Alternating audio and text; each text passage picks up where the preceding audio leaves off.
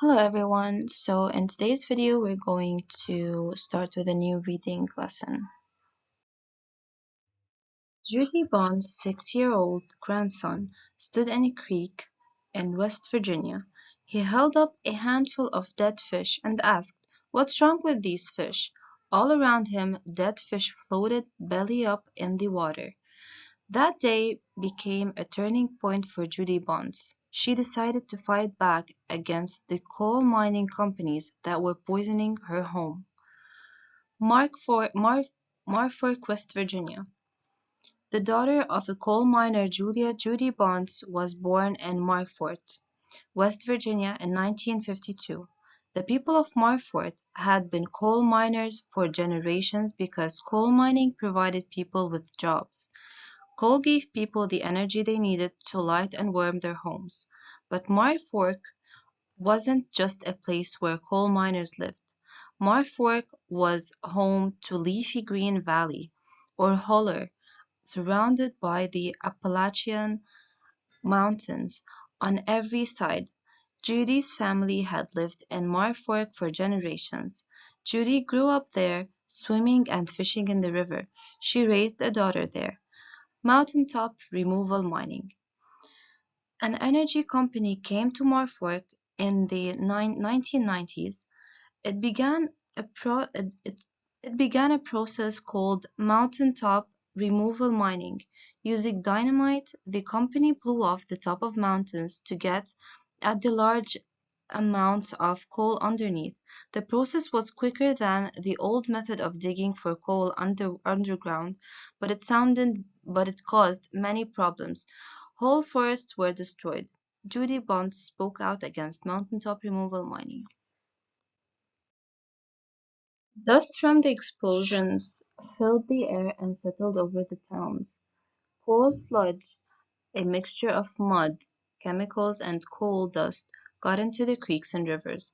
Pollution from the mountaintop removal mining began making people living in the towns below the mountains sick.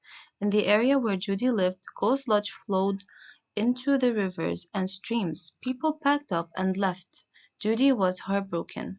The land she loved was being mistreated. She realized that the valley that had always been her home had been poisoned. No longer a safe place to live, it had become dangerous. Judy, her daughter, and her grandson had to leave, working for change. Something had to be done about the pollution. Judy decided it was important to protest against strip mining and demand that it be stopped. She felt that she must try to keep the area safe for people. She felt qualified to talk to groups about the injustice of whole towns being forced to move and mountains and forests being destroyed, all because of strip mining. After all, she had grown up in a mining family. Let's check the writing downstairs, below the page. In 1952, Judy was born in West Virginia. In 2001, Judy's family is forced to leave Marfork Hollow. In 2003, Judy is awarded for 15 150,000 Goldman Environmental Prize, and in 2011, Judy dies at the age of 59. Judy worked as a volunteer for the Coal River Mountain Watch, a group that fought against mountaintop removal mining. Eventually, she became its executive director. She registered to take part in protests against mining companies. At the protests, Judy faced a lot of anger and insults. Many coal miners were not opposed to mountaintop removal mining. They supported it because they needed the jobs to provide for their families. Judy knew it would be impossible to boycott the mining companies. The coal miners could not afford to leave their jobs. Instead, she pushed for changes to be made to the mining process. Slowly, small changes were made to protect communities and mining areas. In 2003, Judy was awarded the Goldman Environmental Prize for her efforts as an activist. Remembering Judy. Sadly, Judy could not fulfill all her goals. She was diagnosed with cancer and died in January 2011. But her success was provided in has provided encouragement to other activists. Judy may not have been able to stay in her home, but her work will help preserve and protect the Mountains, Appalachian Mountains and help others remain in their homes. Let's answer together the vocabulary related questions. Of course, there's another video with vocab words that you can and you have to check before starting. You have sample answers here, but I suggest we solve together before writing the sample answers. So we have the word boycott. Johnny bought apples instead of grapes after she joined the grape boycott. What would you choose to boycott? I would choose personally to boycott companies that use animals to test new products because they harm animals a lot. There's other ways to test products without harming animals. Encouragement. The encouragement we need to win the game came from our fans. What kind of encouragement do you give others? Me personally, as a teacher, I encourage my student by using encouragement words so like you're doing great, you can do this, your work is amazing, etc. I know a lot of you can encourage your friends by clapping, for example, or by chanting during a football game. Fulfill. Jules got to fulfill her dream of performing in the school talent show. What dream would you like to fulfill one day?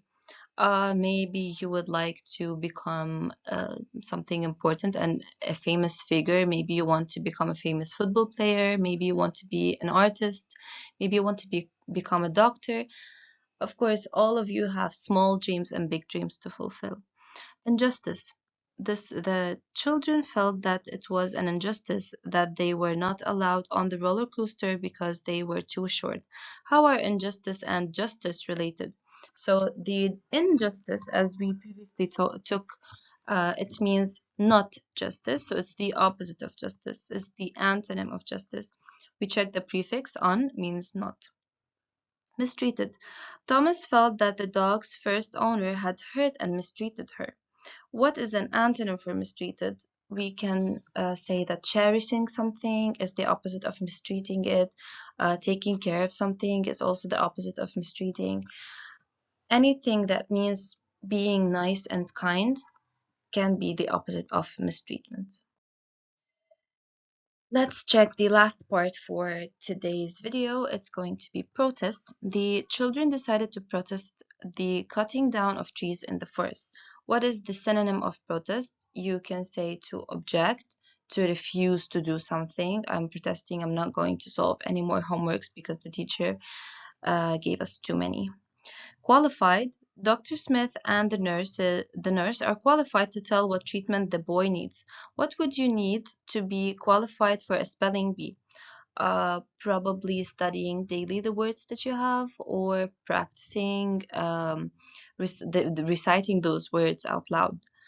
Registered. The woman gave her address so that she could be registered to vote. Why is it important to register to vote?